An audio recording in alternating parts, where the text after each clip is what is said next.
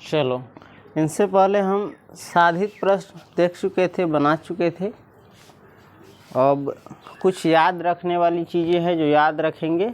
देखो, सबसे पहले भाग एल्गोरिदम, इसी को कहते हैं यूक्लिड का भाग लेमा। समझ गया? भाग एल्गोरिदम यानी यूक्लिड का भाग लेमा से a बराबर बी क्यू प्लस आर, जहाँ r जो है 0 से बड़का होगा या बराबर होगा और b से जो है छोटा होगा। q को भागफल, r को शेष कहते हैं। यहाँ यूक्लिड का भाग लेमा है कौन सी? a बराबर बी क्यू प्लस आर। समझ गया? इसमें किसका क्या क्या नाम है हम बता देते। इसको कहते हैं भाज्य। क्या कहते हैं? इसको कहते हैं भाजक। जिससे भाग दिया जाता है उसको कहते हैं भाजक। इसको कहते हैं भागफल, इसको कहते हैं भागफल, और एकरा कहते हैं शेष। यह भाग तुम ऐसे बनाता है, ए में ए रहता है, अइबा बी रहता है, अइबा क्यू आता है, ए ई क्यू रहता है, ए है ए क्यू है, अइबा आर रहता है। ए बी सब जो लिखा है ना, इसके जगह पर कोई संख्या रहता है। समझा कि ना? भाग में क्या रहता है? संख्या रहता है। लेकिन इसी को थ्योरी में समझाने के लिए ABCD के अक्षर का प्रयोग किया गया है। ई जो रहता है इसको कहते हैं भाज्य। अइबा ये जैसे भाग दै छै ओकरा कहै छै भाजक। अइबा जे अवश्य से मालूम हो भागफल। अइबा जो रहे छै ई रहे छै शेष, शेषफल। समझ गया? शेषफल जो है ना, ये हमेशा एकरा से कमे रहता है। एक बार जैसे भाग देगा ना तैसे ही कमे रहता है। इसी को संकेत में लिख दिया गया है ऐसे। आर जो है, आर जो क्या, आर क्या आता है? चाहे 0 आएगा, चाहे 0 से बड़का आएगा, लेकिन एकरा से छोटा आएगा। समझा देते हैं तुमको। जैसे 5 से भाग दिया ना, मान के चलो 28 में, है तो 5 मात्रा में लगेगा, आएगा आएगा शेषफल 3 बनाएगा। तो बना करके देखो तो इतना आएगा शेष, इतना आएगा। तो वही कराई शेष है ना। शेष कथी रहेगा? केकरो से भाग दो तो 0, चाहे 1, चाहे 2, चाहे 3, कितना भी रहे, लेकिन एकरा से कमे रहेगा। तो इसी को संकेत में लिख दिया। ये शेष जो है ये 0 से बड़का रहता है, चाहे 0 रहता है 0 के बराबर। ये छोटका रहता है केकरा से? b से। समझ गया? संकेत में क्या होता है? संकेत में क्या लिखते हैं देखो तो। भाषा में संकेत में ना, इस संकेत में है। और भाषा में कैसे लिखते हैं इसको? भाषा में लिखते हैं भाज्य। कौन सी? एकरा कथी कहते हैं? भाज्य। भाज्य बराबर होता है, एकरा कहते हैं भाजक। आई दोनों के बीच में कोई चिन्ह नहीं ना है।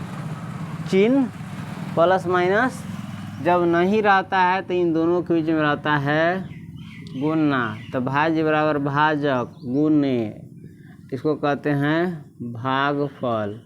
आई तो जोड़ है तो जोड़, इसको कहते हैं शेषफल। इसी को कहते हैं यूक्लिड का भाग लेमा। ये भाषा में लिख दिया गया है और ये संकेत में। आई तुम धिया पुता में पढ़ता था। ठीक है? अब ये एक का था। दू के देखो, किताब पर ही समझा देते हैं। यह इसको पढ़ा जाता है A1 का मौसा। क्या पढ़ा जाता है? हाँ देखो इस पर, इसमें दिख रहा है देखो। A1, 1 माने 1 हो। A1 का मौसा होता है 1। इंग्लिश में पढ़ेंगे तो मौसा आई बीच में गुना है ना, तो उसको भी ऑफ पढ़ा जाता है। मौसा गुना नहीं है, कुछ नहीं है। मौसा ऑफ A1 बराबर 1। यदि कोई भी संख्या रहेगा, मान के चलो हम एक संख्या लेते हैं 12, एगो संख्या लेते हैं 1, तो इसका मौसा कितना होगा? मौसा 12 के 1 के मौसा कितना होगा? 1 के होगा। एगो संख्या कोई भी दिया रहे और एगो संख्या 1 दिया रहे तो उसका मौसा होता है 1 के। समझ गया? उसके आगे फिर समझाया हुआ है मसा ऑफ ए बराबर ए। समझ गया? यानी कोई भी इसी को ऐसे लिख दिया हुआ है A1। समझ गया? जहाँ ए क्या है, कोई भी संख्या है। यहाँ हम 12 लिए हैं, तुम ए के जगह पर कोई भी संख्या ले सकता है। कोई भी संख्या लेगा और फिर 1 लेगा तो उसका मसा आएगा 1। इतना भी याद रख लेना है कम से कम। यानी A1 का मसा कितना होगा? 1। संकेत में है और ये तुमको बनाइए दिया हुआ। फिर कह रहा है मसा ऑफ ए कथी? मसा ऑफ ए का मसा क्या होता है? ए क्या है? कोई भी संख्या है। बी का मसा बी, सी का मसा, और एक के जगह पर गणित में कोई भी संख्या लेगा, मान के चलो 15, ए 15 तो यहो 15 ही होगा। 15 का मसा। ये थ्योरी है और ये सवाल है। थ्योरी से समझाया जाता है और सवाल से बनाया जाता है। तो आदमी सब ये समझ जाता वही ना समझ, जबकि दोनों में कोई अंतर नहीं है। हल्का फल्का है तो विद्यार्थी अपना मन से दिमाग लगाएगा तो ये भी आसान है। समझ गया? और वैसे कहोगे तो दुनिया में कुछ भी आसान नहीं है। अगर तुम खाना भी खा लेते हो तो खुद से काम नहीं करोगे तो वो खाना भी नहीं पचेगा। तो जब खुद से मेहनत नहीं करेगा, काम नहीं करेगा, तो खाना पचबे नहीं करेगा, तो इस सवाल कहाँ से बनेगा, चाहे नॉलेज कहाँ से बढ़ेगा। समझ गया? मतलब प्रकृति ये चीज़ सिखाती है हमें कि बाबा बिना मेहनत का कुछ भी नहीं है। सांस भी अपने आप आता जाता है ना, तो उसके लिए भी थोड़ा तुमको मेहनत करना पड़ता है। अगर तुम मेहनत नहीं करो, स्तब्ध की तरह खड़ा रहो, तो सांस भी रुक जाएगा। तो ज़िंदगी ये सिखाती है कि कदम कदम पर एक कदम भी आगे बढ़ते हो तो तुमको क्या करना पड़ता है? मेहनत। पैर उठाना पड़ता है कि नहीं? और जितना आगे जाना उतना तुमको चलना पड़ता है, मेहनत करना पड़ता है। तो ज़िंदगी में भी ऐसा ही है, जितना तुम हासिल करना चाहता है उतना तुमको मेहनत करना पड़ेगा। जहाँ तक पहुँचना चाहता है वहाँ तक तुमको चलना पड़ेगा, नहीं तो दौड़ना पड़ेगा, नहीं तो उड़ना पड़ेगा, नहीं तो किसी को रखना पड़ेगा, तभी ना जब वहाँ पर पहुँचेगा। तो समझ गया? तो उसी प्रकार से ज़िंदगी भी है। जितना भी चीज़ तुम चाहेगा, प्राप्त करना चाहेगा, उसके लिए उतना तुमको क्या करना पड़ेगा? संघर्ष करना पड़ेगा, मेहनत करना पड़ेगा, त्याग करना पड़ेगा, बलिदान करना पड़ेगा, कुर्बानी देना पड़ेगा।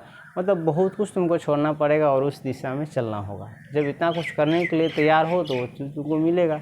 जैसे हमको जाना है कहीं और, अब बैठे रहेंगे बात तो चल जाएंगे, सवाल ही नहीं है। हाँ, तो ज़िंदगी में जो चीज़ तुम चाहते हो उसके लिए मेहनत करना पड़ता है, और नहीं मेहनत करेगा तो नहीं मिलेगा। और यदि कुछ चाहबे नहीं करता है तो मेहनत तो नहीं करेगा। जब कुछ चाहते नहीं रहेगा तो आदमी मेहनत क्या करेगा, सीधे स्थिर हो जाएगा।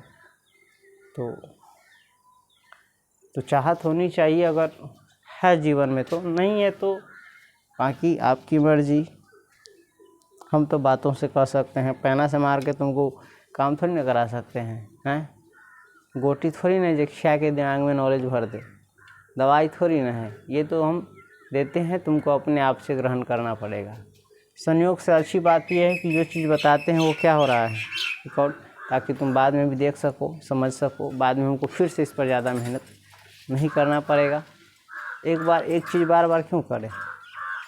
वो तुम्हारे लिए ज़रूरी है ताकि वो तुम्हारा अपने ज्ञान का हिस्सा बन जाए।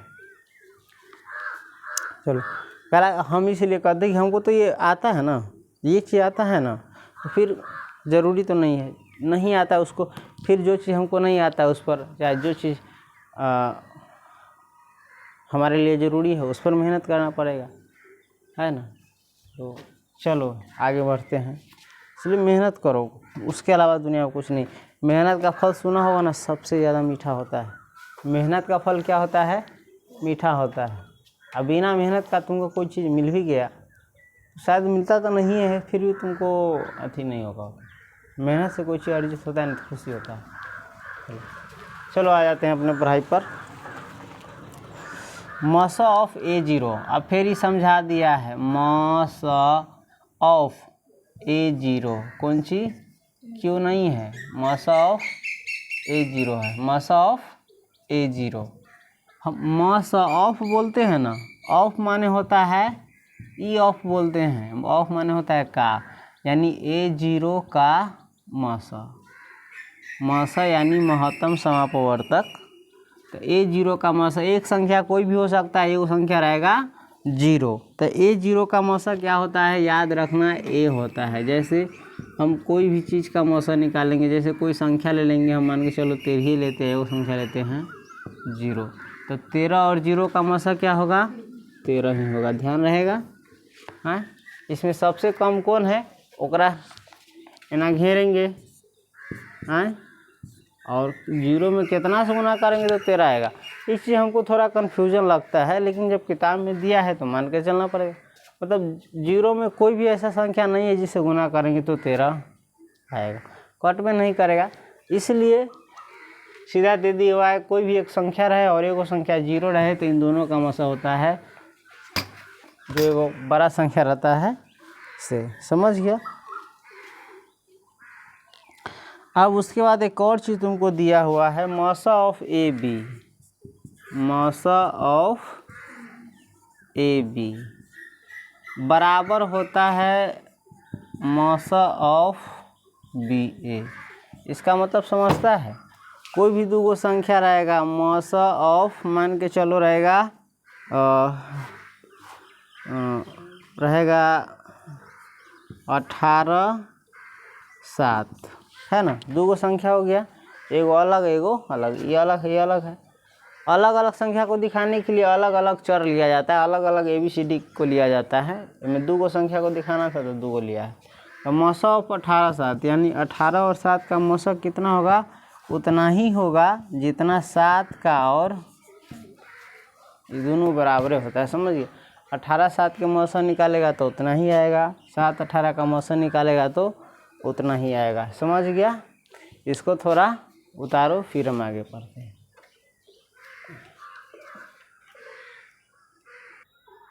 तीसरा क्या करा है देखो तो, A बराबर BQ प्लस R दिखाता है, चाहे इसको कहते हैं इंडिकेट करते हैं, मसा ऑफ ए बी बराबर मसा ऑफ बी आर। तीसरा क्या है देखो, फिर ध्यान से देखो, ये है A बराबर होता है BQ प्लस R, ये तो हम लोग जानते हैं। इसको कहते हैं इंडिकेट करता है, दो गो बराबर के चिन्ह जैसे तनका बड़का है, तीर के निशान लागल, एकरा कथी कहे छै, इंडिकेट करता है चाहे दिखाता है। A बराबर BQ प्लस R दिखाता है कि मसा ऑफ ए बी यानी इस दोनों का मसा बराबर होगा किसके, मसा ऑफ बी आर, यानी इस दोनों का मसा बराबर होगा बी आर के मसा। भाषा में अगर समझना चाहे तो यह भाज्य बराबर भाजक गुने भागफल जोड़ शेषफल दिखाता है कि भाज्य और भाजक का मसा बराबर होता है किसके, भाजक और शेषफल के। चौथा क्या करा आप देखो, यूक्लिडियन एल्गोरिथ्म का प्रयोग करने पर प्राप्त अंतिम अशून्य शेष या जब शेष से शून्य आता है तो उस चरण का भाजक मसा होता है। जब भाग एल्गोरिथ्म का प्रयोग करते हो A बराबर BQ प्लस R, तो जब अंतिमा जो शेषफल है कौन सी आ जाता है, 0 आ जाता है, चाहे अशून्य शेष यानी शेषफल जो है भाजक से कम आ जाता है। शेषफल जब क्या आ जाता है, भाजक से कम आ जाता है या 0 आ जाता है, तो इसी का भाजक जो होता है यहाँ पर का मसा होता है, समझ गया। जैसे भाग वाला में प्रयोग करता था तो ना, अंतिमा में जब कथी हो जाए तो कट जाते रहा